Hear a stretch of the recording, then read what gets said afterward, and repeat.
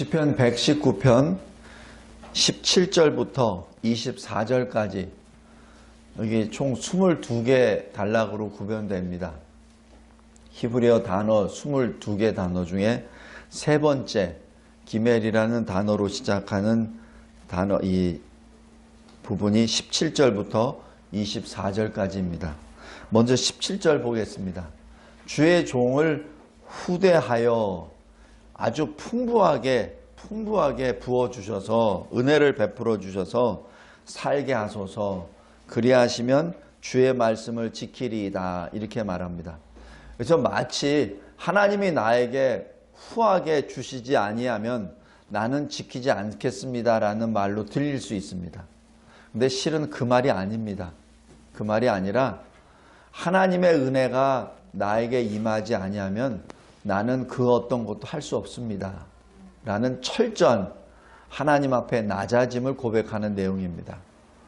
내가 어떤 의지로 무엇을 한다는 것이 아니라 하나님이 나에게 베풀어 준 은혜로 내가 할 수밖에 없는 존재입니다. 나는 진정으로 타락한 죄인입니다. 나는 무능한 사람입니다. 하나님이 나에게 돕지 아니하시면 나는 그 어떤 것도 할 수 없습니다라는 그 뜻입니다.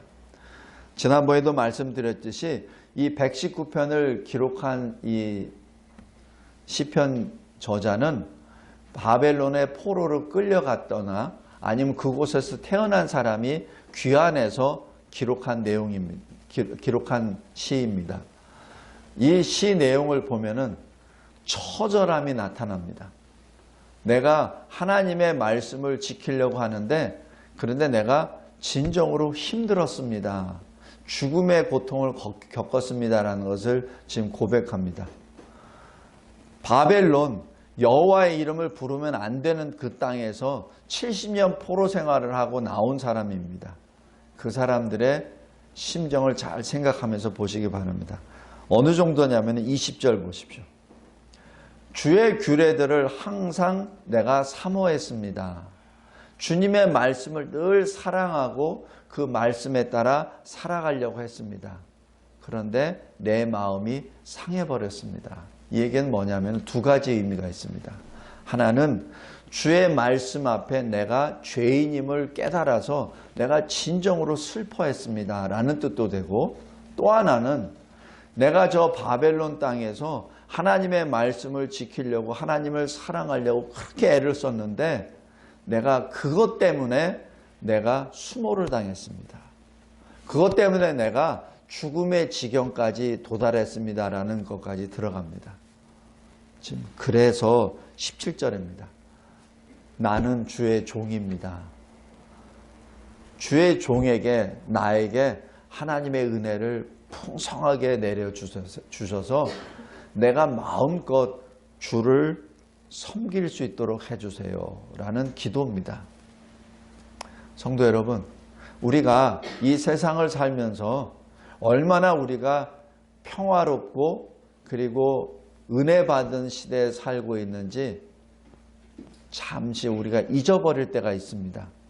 그러나 우리 잠깐 시간을 돌려서 한 20년, 30년, 40년 전의 삶을 한번 생각해 보세요. 그리고 지금의 삶을 생각해 보십시오. 지금 우리는 하나님의 은혜를 풍족하게 입고 있습니다. 그때만 하더라도 우리가 아침에 일어나면은 항상 머리가 아팠어요. 연탄가스 마셔가지고. 그래서 항상 이 김치국물 준비해 놓고 항상 갔잖아요. 또 우리가 버스를 타더라도 항상 교복에 뭐가 붙어 있는지 안 붙어 있는지 확인하고 몸은 완전히 이쪽으로 갈렸다 저쪽으로 갈렸다 그렇게 했었습니다.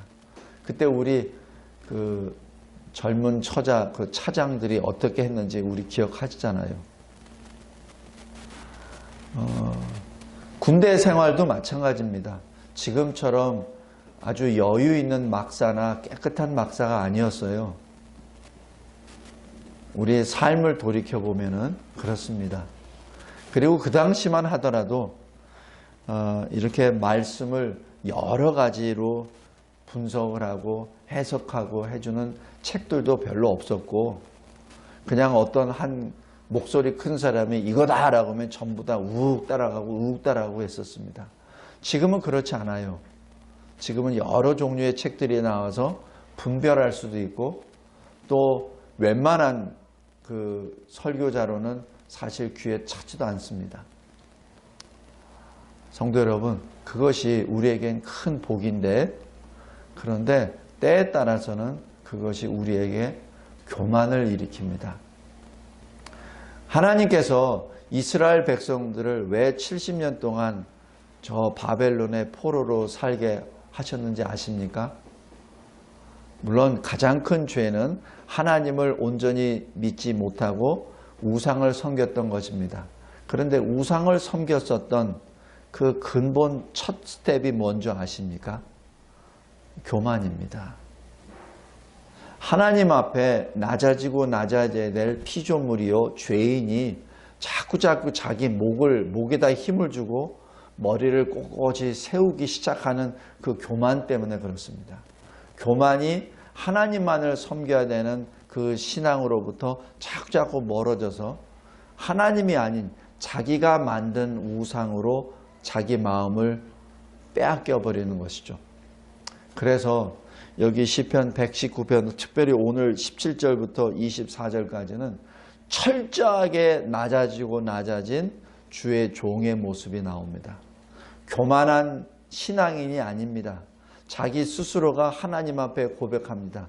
나는 주의 종입니다. 나는 하나님의 말씀을 그대로 받고 순종할 수밖에 없는 종입니다. 내가 생각하는 것도 내가 생각하는 것이 아니라 바로 하나님의 뜻대로 내가 생각하는 주의 종입니다. 내가 말하고 행동하는 것도 내 뜻대로 하는 것이 아니라 하나님의 말씀에 따라 내가 생각하고 움직이는 주의 종입니다. 그런데 주의 종이 하나님을 사랑하는 것 때문에 내가 무척 많은 깊은 고난을 받았습니다. 20절. 그리고 여기 22절 보십시오. 나는 주님의 교훈을 끝까지 지키려고 했습니다. 그런데 나를 향한 비방과 멸시가 끊임없이 다가옵니다. 주님, 하나님을 대적하는 자들을 내게서 떠나게 하소서. 지금 그 얘기입니다. 오죽했으면은 내가 주의 교훈을 지켰는데도 불구하고 비방과 멸시가 나에게 계속 다가오니 내 마음이 상하고 내가 진정으로 어렵습니다.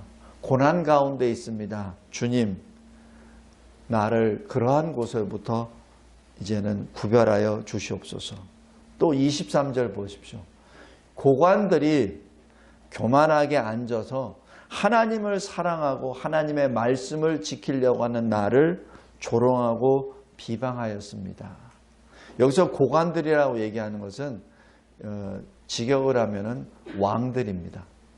그러니까 당시 왕들, 권세자들이 하나님을 믿는 나를 향하여 조롱하고 멸시했습니다라는 뜻이죠. 권세자들이.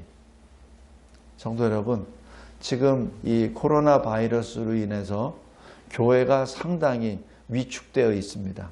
가뜩이나 위축되어 있는데다 더 위축시켜 버렸어요. 그래서 코로나 바이러스를 통하여 우리 자신이 얼마나 비천한 존재임을 우리가 스스로 보게 되었고, 교회가 얼마나 세상 권세 앞에 얼마나 초라한 모습이라는 것을 보게 했고, 그리고 교회에 출입하던 사람들도 이제는 강권할 수도 없고 오히려 말하기가 두려운 시대가 되어버렸습니다. 하나님이 왜 이런 시대를, 왜 이러한 것을 우리에게 허용해 주셨겠습니까? 우리의 교만을 이제는 내려놓으라는 명령입니다. 하나님의 친절한 징계입니다. 하나님이 우리에게 전쟁을 주시지 않으셨어요. 우리를 포로로 끌려가지 않게 하셨어요. 아주 가벼운 친절한 징계 막대기를 들어주셨습니다. 바로 코로나 바이러스입니다. 이때 우리는 어떻게 되죠? 119편 시편 기자처럼 낮아져야 합니다. 꼭 그렇게 포로로 끌려가야만 낮아지겠습니까? 아니잖아요. 하나님이 가볍게 징계하셨을 때 낮아지는 것이 지혜로운 자의 모습입니다. 오늘 여기 시편 기자는 진정 70년 포로 생활을 하면서 진정 바벨론의 노예로 살면서 자기 자신의 정체성을 고백합니다. 나는 바벨론의 종이 아니라 하나님의 종입니다. 나는 바벨론의 우상들의 말이 아니라 하나님의 말씀을 듣겠습니다. 나는 하나님의 종이오니 내가 하나님의 종으로 살 수 있도록, 내가 하나님의 말씀에 순종하여 살 수 있도록 나에게 은혜를 베풀어 주시옵소서. 그런데 나에게 은혜를 풍성하게 베풀어 주세요. 그래서 내가 온전히 하나님의 교훈을 따르도록 나에게 은혜를 베풀어 주소서라는 그 고백입니다. 그리하여 24절 주님이 주시는 증거들, 주님이 주시는 그 말씀들이 나에게는 즐거움이 되고 나에게는 위로자가 되게 하옵소서. 많은 사람들이 이 코로나로 인해서 서로가 이렇게 말하죠. 어렵죠? 힘들죠?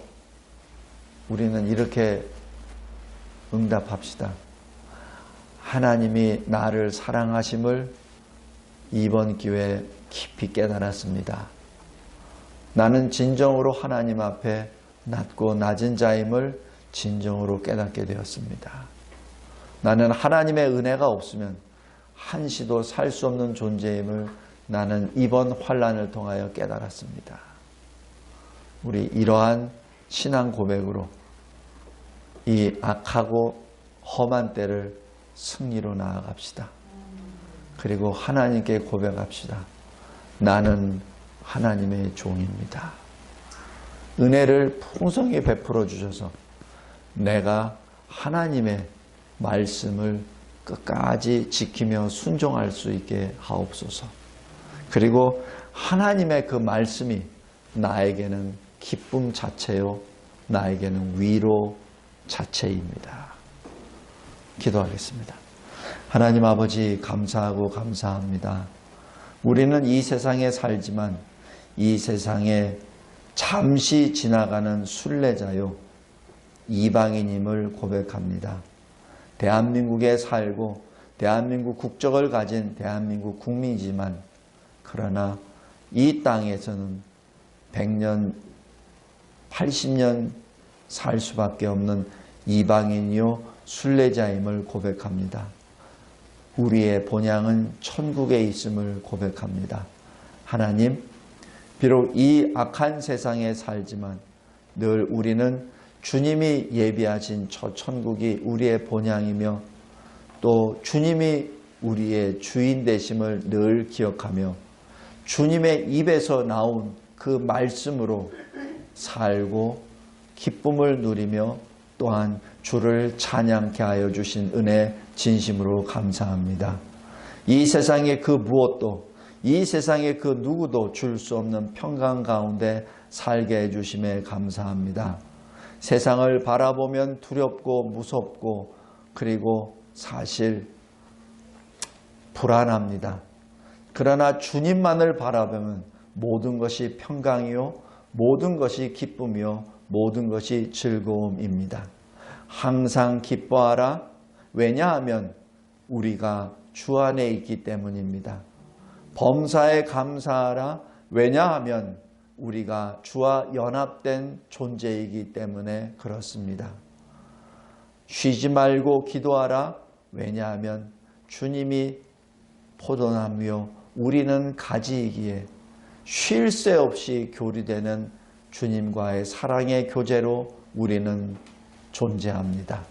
하나님, 이 놀라우신 구원의 능력, 생명의 능력이 바로 우리 안에 흐르고 있는 영의